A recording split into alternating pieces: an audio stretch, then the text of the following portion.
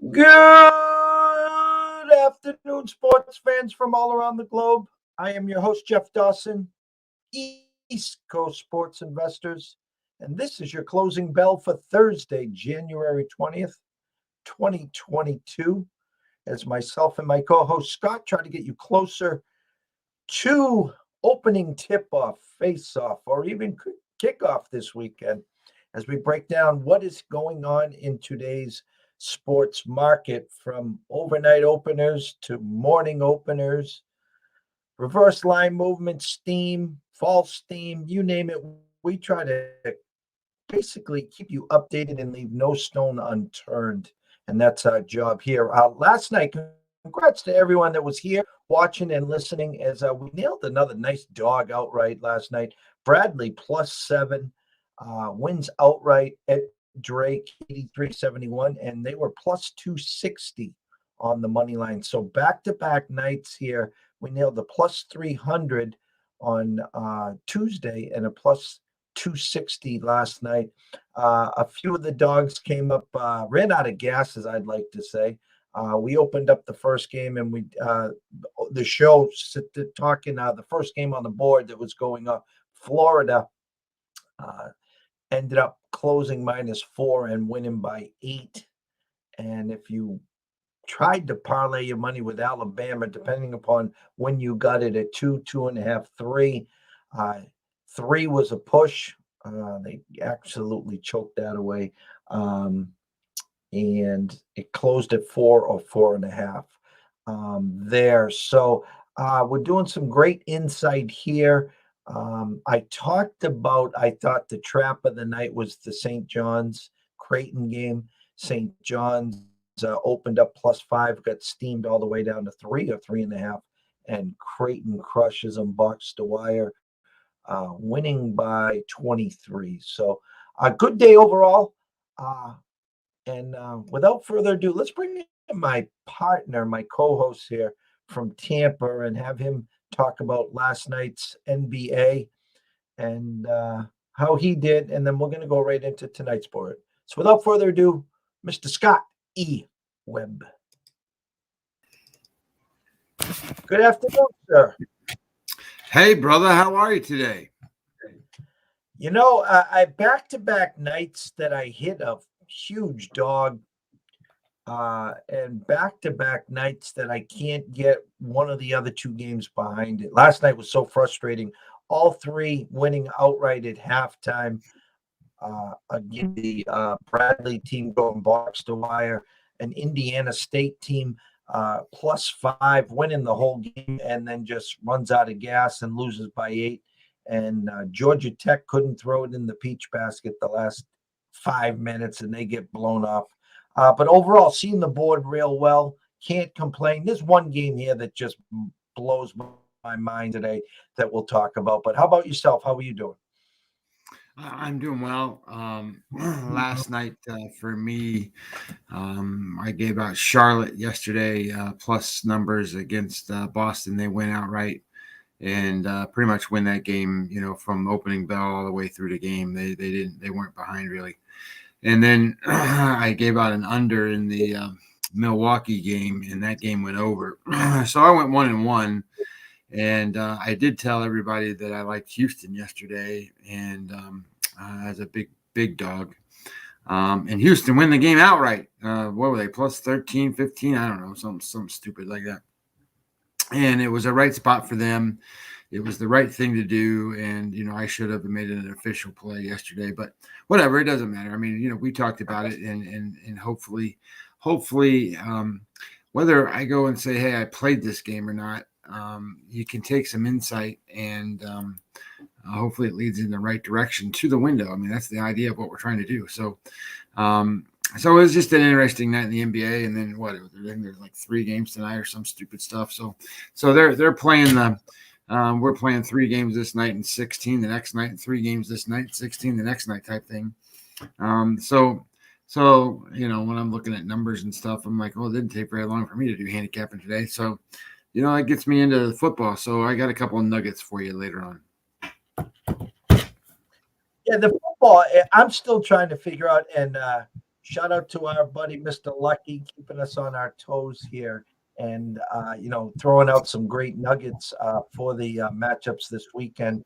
And I still can't wrap my head around the Kansas City Buffalo game in regards to are they playing Jedi mind tricks? I keep saying that because they dropped that to 1.5 yesterday. And initially you would say that they're baiting you to take Kansas City money. But when I see an opening line at 1.5, going to 2.5, back to 2, and have everyone drop it to 1.5, I think the public, when they see that, would say, well, the shops are on Buffalo. Look at the line drop. Look at the line drop, and flock to Buffalo. And then you get caught with egg in your face, on Sunday night when Mahomes, wins 38-31 or something. We had Beatty Tinker on today on the Breakfast Bankroll. He does a lot of inside work with Dallas, and had a great show with him, but he's a big KC guy too. And he talked about it. He says he thinks it will be a slow start, but it's going to be a shootout. And, listen, I can see it. If Buffalo comes in and punches them in the face and gets out 10-13 nothing, the turnovers that has haunted Mahomes this year could come back to haunt him again, so it'll be really nice to see which team shows up, meaning who comes out of the gates first. I do expect a lot of points there. I don't know if I'm willing to go to the window though. Me and totals are like this, Scott. If I had tomorrow's paper, I couldn't pick an under over on tonight's game. I got the results right in front of me. I have no luck when they come to totals. I just want to talk about the 5:00 game that's about to tip off in college. Rotation number 731 and 732. Georgetown at Providence. Georgetown absolutely struggling real bad. They had a nice long COVID break. Coach Pat Ewing was away at the last game. Georgetown's gotten us twice now, a couple Fridays ago, and I think it was their last game. They're a do not play for me, but I do want to tell everyone this. The line opened at 13.5. It's down to 9.5. 70% of the bets, 76% of the money, all on Providence. So a huge reverse line movement on Georgetown at Providence. Providence coming off a loss. I am staying away, okay? And it looks too good to be true in my eyes. Like I'm supposed to be flocking to the window and pounding the Hoyas. I ain't touching that team. If you Venmoed me $100 to put on the game, I'd Venmo you 200 back and tell you to take the wife out. Well, that's part of what we do is you got to figure out what the hell's going on, because some of it doesn't make sense. It's like, we talked yesterday in an NBA game. The Chicago Bulls were playing, and they were in a spot yesterday where they were playing. I can't remember what they were playing somebody halfway decent, and I'm having an issue with me. Yeah, it was like Cleveland. Yeah. Cleveland? Yeah. And they were Cleveland was getting steamed, and they were getting the points, and it didn't make any sense to what was happening, and all the different things that were going on. And for whatever reason, I'm having internet troubles right now. But anyway, that being said, the same thing applied. I mean, it was one of those spots where Chicago rolled yesterday. So, things don't always add up, right? So one of the interesting things in today's market in the NBA is like New Orleans. They're playing at New York today, and New Orleans they just can't win an away game. I mean, they're 0-5 in their last 5, but New York is 0-2 in their last 2 at home, and playing a little better. But we bet against them and covered, and we're fine because we did the other night. But this is not a spot where I still don't think that you want to go and back New York, and New York's getting all the money. So it's just you got to figure out kind of where it goes and what happens. My numbers come out to 3 in that game, and then I think the number's up to 4 now or something. So that's a stay away game for me. I just look at that game and go, okay, well, why do you want to bet on a team that's 0-5 the last 5 road games? Why do you want to bet on a team that's 0-2 in the last 2 home games? Well, the answer to that question is that you got to be the contrarian thinker and go, okay, well, that's not going to continue to be the case. One of them damn teams is going to win tonight. And you got to figure out which one it's going to be. Well, I don't know which one it's going to be, and my numbers tell me they don't know which one it's going to be because they think New York's going to win by 3. And if that's the case, then the -4 you would want to take the other side. But if you take the other side at -4, according to my numbers, shit, you got to get lucky because who knows what's going to happen at the end of the game, and it could be a free throw matchup, it could be whatever. But I don't know. So these games and the way the lines go and trying to read into some of that stuff is it's an important way to get yourself out of games, and that's how I like to do it. I like to look at it from a perspective of if it don't make sense to me, I need to figure out why it doesn't make sense. And if I can't figure out why it doesn't make sense, get the hell off get off my screen. I don't want to look at you no more. There's I don't know how many other opportunities there are, right? I mean, there are 8 million things I bet on. So if it doesn't make sense to you, then you can't. What I do, what I call it, like when I do a baseball game, I always say, look, I gotta create a story. Let me tell you the story. Yeah, this pitcher is going to go out and he's going to throw this way, and this pitcher is going to go out and throw this way. The relief pitchers are going to come in, they're going to do this, that, and the other, and then the closer comes in, and this is how this game is going to end. I can tell you the story of the game, and it's all, and then in a roundabout way, you want to call it game flow. So if you don't have a way to create a game flow for yourself or a story that you can tell, then don't play the game. I mean, so we sit here and talk about these games, and then every game we tell somebody to bet on, there's a story that we tell. And if we can't tell the story, what do you and I do? We pass the game. That's what we do. And that's what I think is the best way to handle certain things on line moves and trying to figure out what a sports book does. If you can really put your finger on it and really understand it, then that gives you an edge. But if you're guessing, then you're not telling the right story. And if you're telling the wrong story, you're betting the wrong way. So it's really important to understand what line of thinking you have, and you can get sidetracked. I've done it many times. I'm sitting here going, well, this is going to do this and this is going to do that, and shit, I'm looking at the wrong stuff, and all of a sudden I'm betting and telling stories based on the wrong information. So we talked about it yesterday a little bit. Context and things is really important, and how it relates and what it does and what it means. Because if you misunderstand or take just a statement out of context, you're going to bet and lose your ass because you're betting on the wrong thing. I guess that was my sermon. I'm back. We're getting a pretty bad storm here, so the internet is going in and out. So apologies to everyone watching and listening if we're fading in and out. It's getting pretty ugly out here.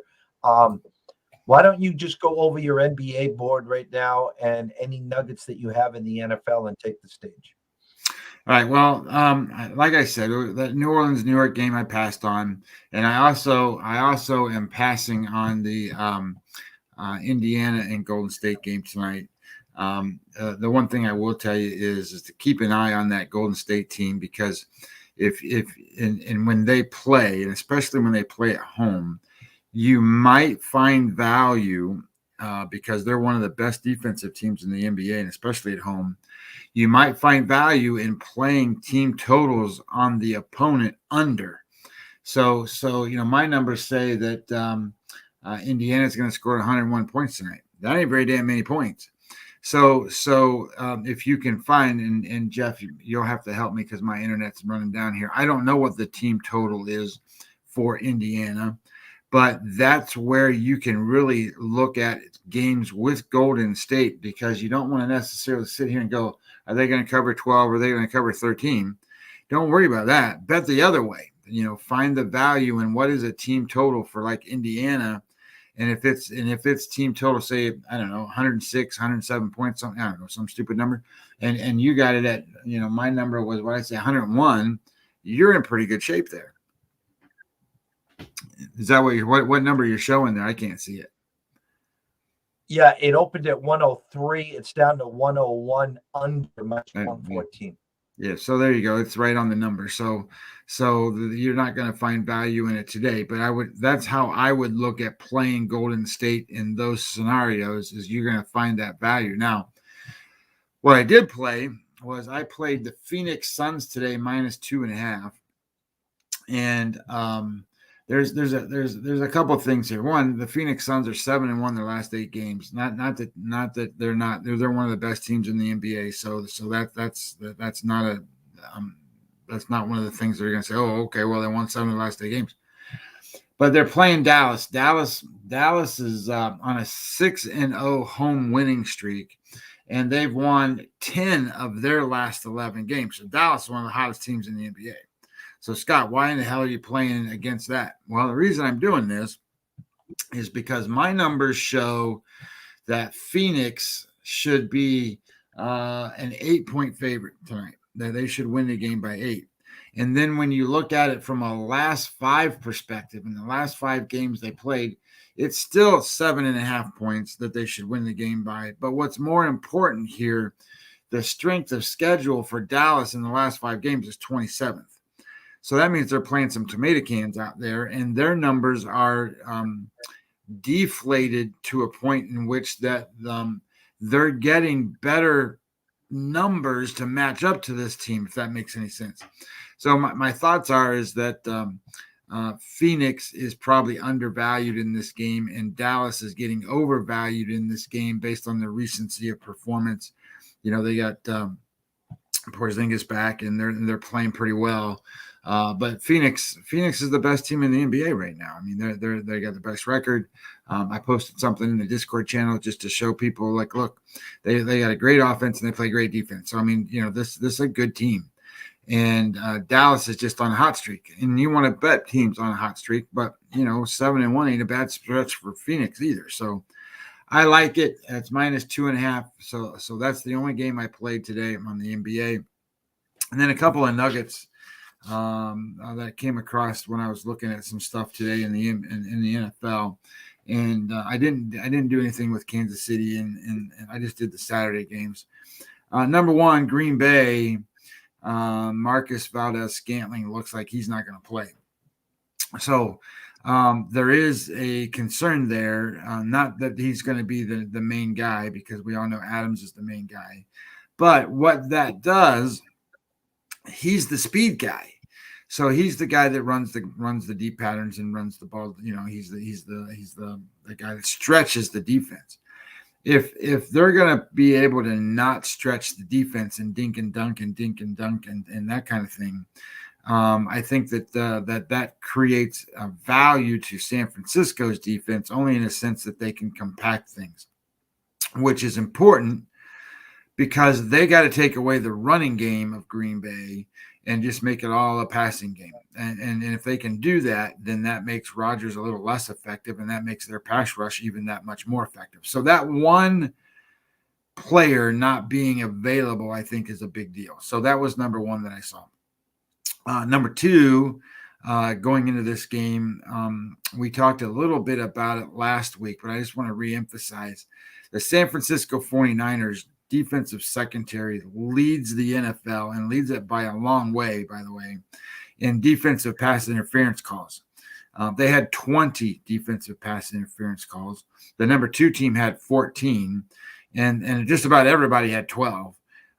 So it's one of those spots where they by far are poor defenders, in a sense of, again, the guy throwing the ball deep, and then Aaron Rodgers picking on you, and then you're getting in trouble, and now their deep threat's gone. So maybe some of that might not be come into play here. The Rams are the best team. They only had, I think, three defensive pass interference calls all season for the Rams. So that's kind of an interesting thing when you think about them playing Tampa Bay. the San Francisco 49ers since week 8, and they made a change on week 8.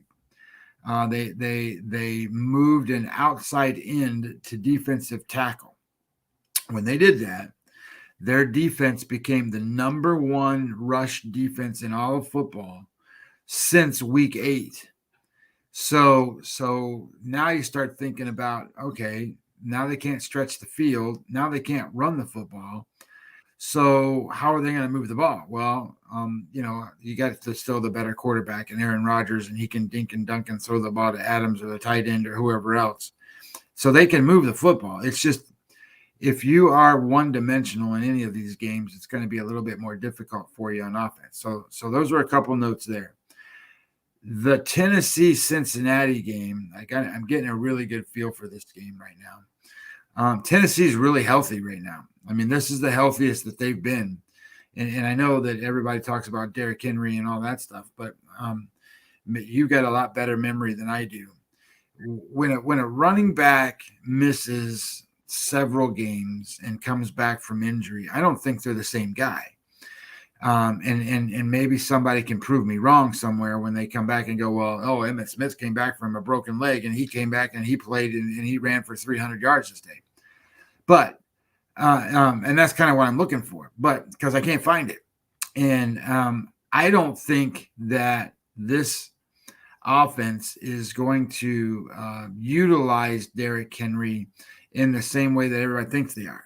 I think they're going to come out. I think they're going to throw on first down, and I think they're going to run Derrick Henry when it best suits him to ease him into the game, if that makes any sense. And if they're in the lead, then I think that they pound him in the second half of the game, and then the Bengals go, oh my God, we're dead. Because here's what I think. Two things happened last week when Cincinnati played. They lost 2 interior defensive linemen. They lost, I can't pronounce his name, Ogunjobi, whatever the hell his name is, and he's really good. And they lost another guy, Daniels. So they have, and I'll tell you how many they got. They got 3 defensive tackles on the whole team now. 3. That's it, and they're not that good. So that is a big problem when you have a game like this, because offensive line, defensive line, this game could be all about that in this particular matchup. And if you have a really healthy Tennessee football team, and here's why I think that Tennessee will throw the ball. The Cincinnati Bengals on first down rank 32nd in the NFL on pass defense. 32nd. That's last. So if Tennessee comes out with a game plan that they start throwing the ball on first down, they score a couple of touchdowns, they get ahead in the game, they got a defensive line disadvantage on Cincinnati's side. And keep this in mind. Cincinnati played the 31st strength of schedule this season. Only one team was played a softer schedule than Cincinnati did. And that tends for me to say, if they were 32nd on pass defense against the 31st easiest schedule, holy shit, how bad is this team? So I think there's a lot of advantages here for Tennessee side. And you got a pretty good line up there right now. And I don't think it matters if Derrick Henry plays, because he could pound the rock at the end and really solidify the whatever Cincinnati will try to do. And I think the other part of it too, and I didn't break it down this far, but what is it? Brown and what's the guy, that wide receiver? Brown and the guy they got from Jones, right? They got from Atlanta. Julio. So how many games did those guys play in together?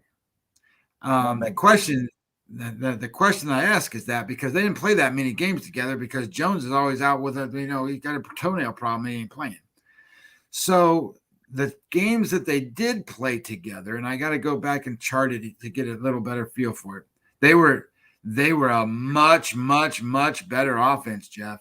Much better offense when those two guys were on the field together at the same time. So they also have that rest advantage week, right? I think this is Tennessee every which way, upside down and backwards and forwards and just however you want to go with it. I think this is Tennessee everywhere. So anyway, just a couple of nuggets that I come across and so was doing some research on, and I haven't done anything yet with the Kansas City game, but I don't know how you feel about what I said, but I think Tennessee is lining up really good for this game, and I think San Francisco is lining up pretty good on the defensive side to stop Green Bay, which doesn't mean they're going to win the game, but I'm leaning towards, you're going to give me 6 points or a touchdown here. I might take that. Yeah, I think Cincinnati's getting too much credit. I think enough credit. I think that bye week for them. And it's funny. I feel the same way with Tennessee and Henry. They're going to ease him in there. Their goal is to get him stronger for next week. And I know they're not overlooking Cincinnati, but their goal is to make sure A, he's healthy, B, he's good against contact, and C, get his sea legs. So next week, championship, they can lean on him even more. And if for some God reason that they do win, weeks till he's ready for the Super Bowl, and then look out. I mean, so I agree with you with Tennessee. Again, I have both sides of this game, futures in August and September on the Niners, and we bought one before the playoffs started with Green Bay. Obviously, more money we would make if the Niners could win the NFC and they could win the Super Bowl. But with that said, again, a bye week, some guys came back healthy. It comes down to a battle. It comes down to 8 degrees. It comes down, will they be able to run effectively? And can they get out early? You talked about Adams. You talked about the Packers and Dinkin and Duncan. If you doubled and triple teamed Devontae Adams and had someone else beat you, I don't care if it's old man Randall Cobb. I don't care if Lazard. I don't know if it's their fourth string tight end. Jones. I don't care. Anyone but Adams. Adams can't go 9 for 132 and 2. Just can't. If you lose to the Packers and you shut down Adams, well, God bless the Packers. You did your job. Someone else beat us other than Adams. That's my take on that. And the Sunday games, again, we'll get more into that tomorrow and on the weekend. Both the top. Hey, so listen to this stretch just for a second. This is the Tennessee when Tennessee's hot, right? And I know you want to get into the basketball board, so hang on one second. So Tennessee on October the 18th, they played the Buffalo Bills. They beat the Buffalo Bills 34-31. Obviously, up and down the field type game.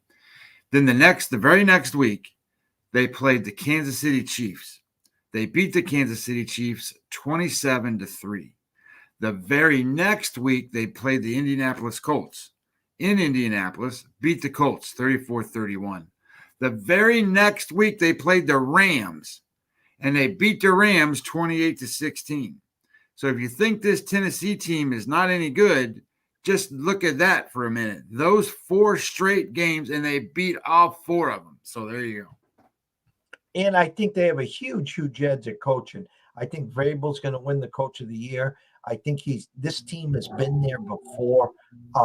And again, I think the public is buying the sizzle with Joe and Chase right now. No discredit to that team. They had a hell of a year. They're having a hell of a year. They got one of the up-and-coming young quarterbacks, up-and-coming wide receivers, one of the best kickers in the game. And their defense is suspect because I thought Derek Carr and the Raiders moved the ball real well on them. If it wasn't for the boneheaded play by the kickoff returner, and the strip back, that's a whole different ball.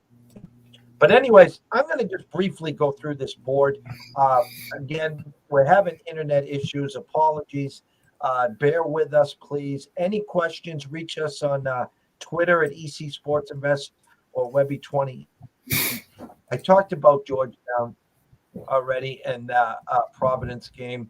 Let me see if I can.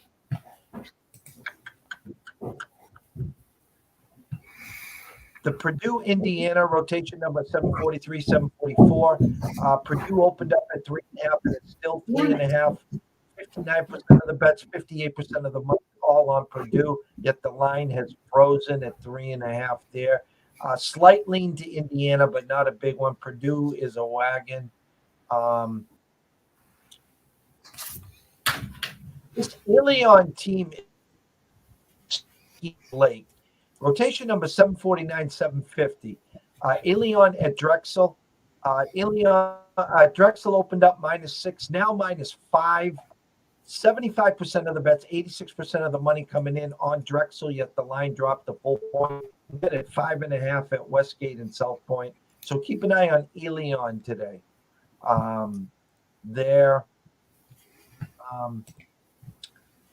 Western Kentucky at Florida Atlantic, 755, 756 on the rotation number. Western Kentucky opened up -2. 55% of the bets, 87.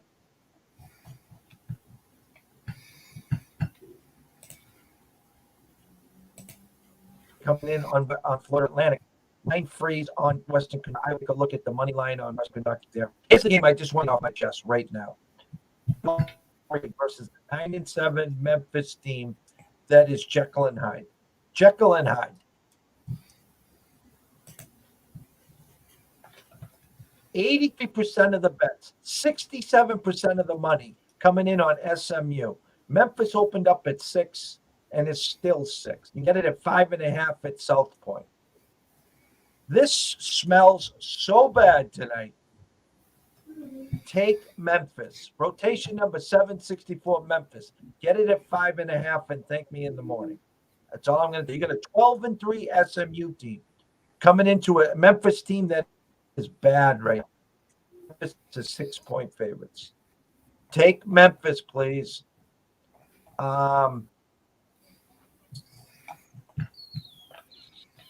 USC Colorado, rotation number 779, 780. USC opened up 1.5-point favorites, now 2.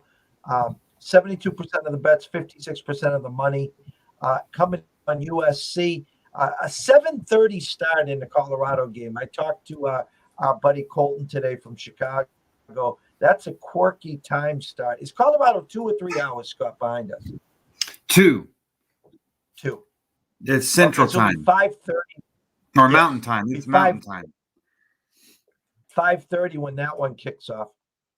Rotation number 789, 790. 8 p.m. tip-off. Old Dominion, ODU at Rice. Rice receiving 63% of the bets, 89% of the money. Rice opened up at 4, now 2.5. Take a look at ODU plus 2.5 and grab them around plus 125 on the money line if you're feeling froggy there.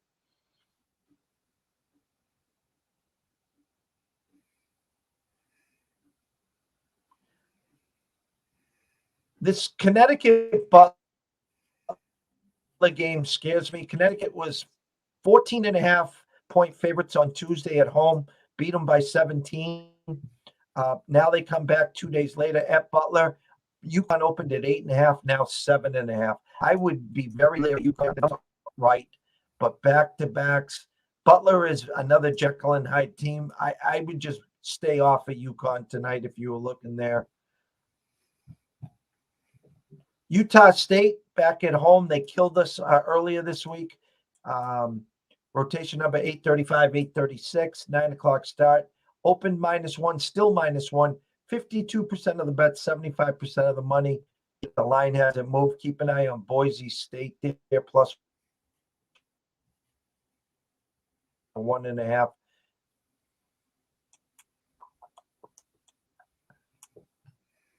And that was it. I wanted to just say one thing. Okay, here it is. San Fran against Gonzaga. Everyone's going to say Gonzaga wins by a bazillion. They're scoring 100 points at will. If you haven't watched the San Francisco team this year, take a look at them. I'm not saying Bill Russell's playing tonight. Don't get me wrong there.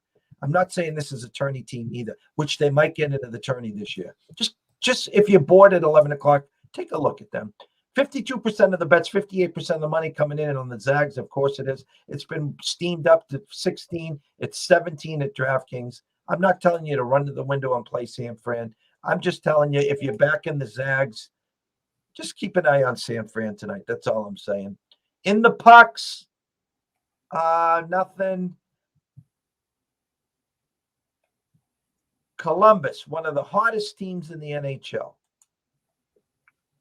7:05 start, rotation number 47-48. Receiving 93% of the money, opened up plus 110. Okay? They're plus 104. I'm just saying the Flyers are a sneaky dog today. Keep an eye on the Flyers tonight. They're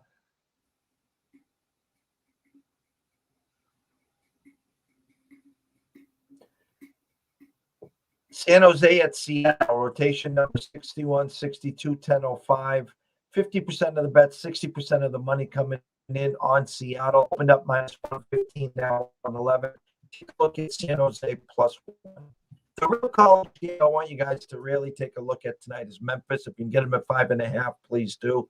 Any of those other games I just talked about with line freezes, reverse line movements, questions, you can DM me at EC Sports Invest.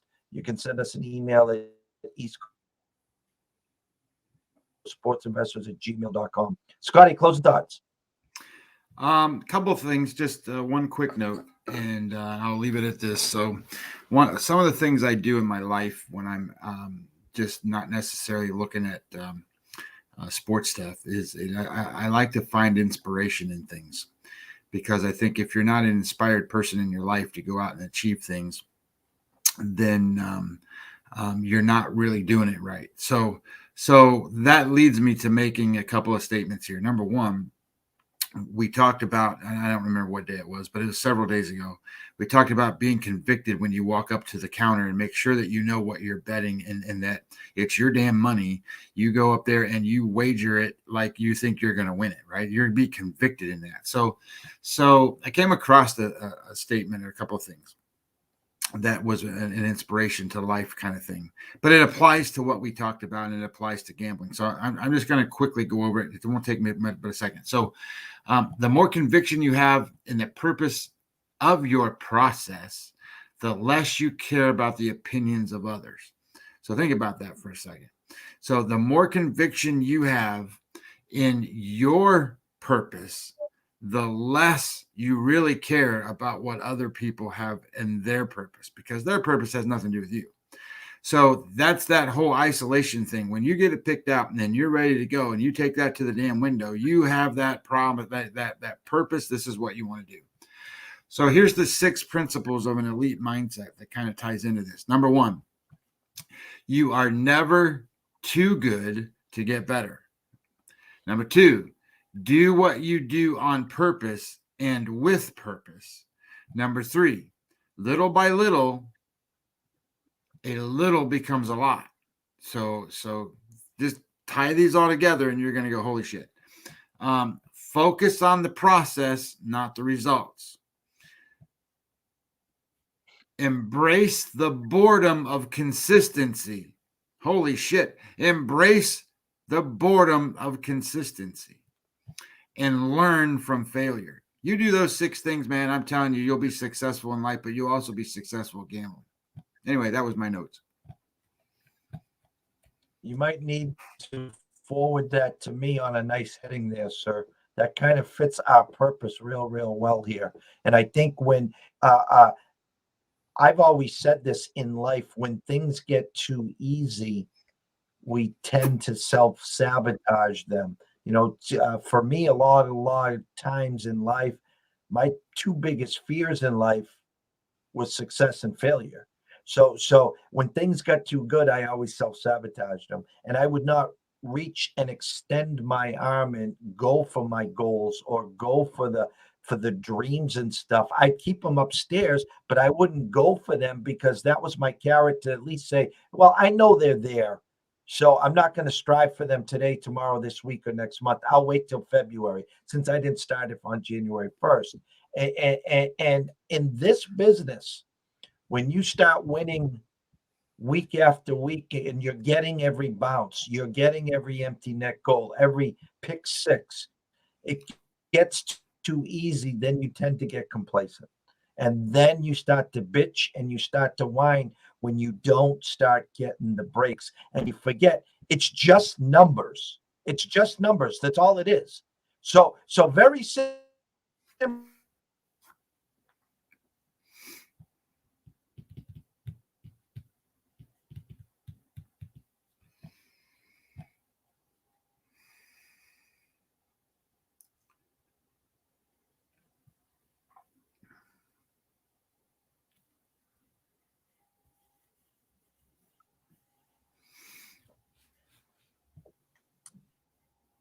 I got you back now. My point was they're looking for the hot handicappers. So and so went 12-2. Let me sign up with them. They ain't going 12-2 next week. You got a better chance of them going 2-12 than 12-2. So again, apologies. Internet's been horrendous. I want to wish everyone the best tonight. Stay in your lane. Any questions, reach out to us. Myself and Scott will be back tomorrow at 4:30 for the closing bell. Always remember this: if you are wagering tonight, wager and invest responsibly. Stay in your lane. And if you have a problem, just pick up the phone. There's an 800 number right there, steadily available. Ask for help. Why? Because we care. And we want to see you here today, tomorrow, next week, next month, through 2022 and beyond. For myself, Jeff Dawson, and Scott Webb, we wish you a blessed night, and we will catch you back here tomorrow night.